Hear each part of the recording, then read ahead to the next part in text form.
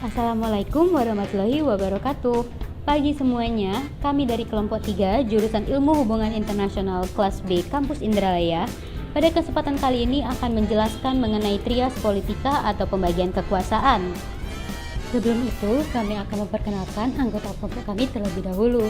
Yang pertama ada Adrian Thierry Hindri, yang kedua ada Clarissa Dewanti Pratiwi Siregar, yang ketiga ada Faras Nabhan Atala, yang keempat ada Penny Alfionita, yang kelima ada Muhammad Restu Ramadan Putra, dan yang keenam ada Nabila Rasika Putri. Topik pertama yaitu apa itu trias politika? Trias politika. Apa yang pertama kali terbesit di benak kita ketika mendengar kata trias politika?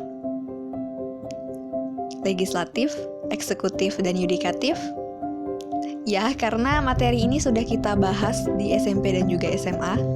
Trias politika sendiri didefinisikan sebagai pemisahan kekuasaan yang tujuannya untuk menghindari adanya pemusatan kekuasaan.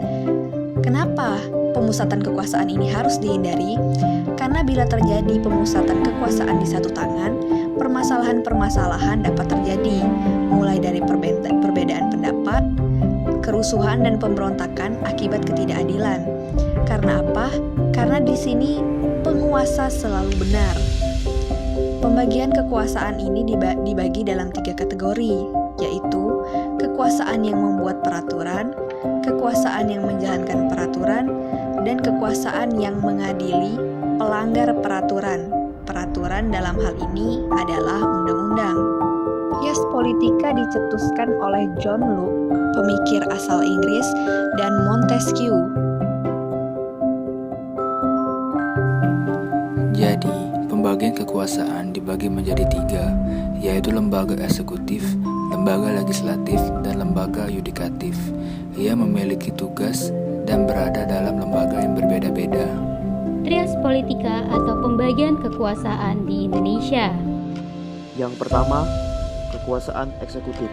Kekuasaan eksekutif merupakan lembaga yang melaksanakan undang-undang. Kekuasaan eksekutif dipimpin oleh seorang kepala negara, bisa berupa presiden, perdana menteri, atau raja.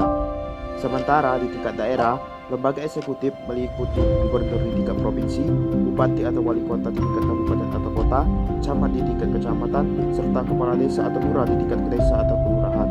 Fungsi lembaga eksekutif. Fungsi yang pertama yaitu sebagai kepala pemerintahan. Fungsi yang kedua yaitu sebagai perwakilan negara di seluruh dunia.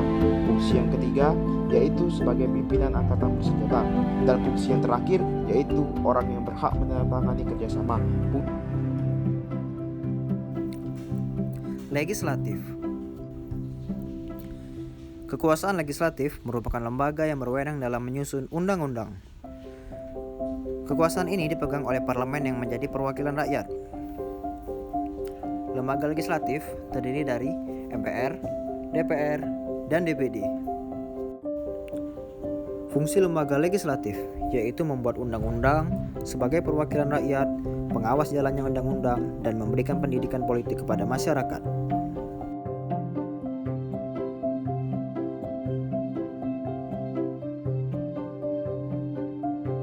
Kekuasaan yudikatif merupakan lembaga kehakiman atau penegak hukum. Kekuasaan ini dipegang oleh lembaga kehakiman negara. Lembaga yudikatif terdiri dari yang pertama, Mahkamah Agung, Mahkamah Konstitusi, dan Komisi Yudisial. Fungsi lembaga yudikatif yang pertama, Badan Peradilan Kriminal dan masalah lainnya. Yang kedua, pemutus sengketa masalah undang-undang dan pengadilan tata usaha negara.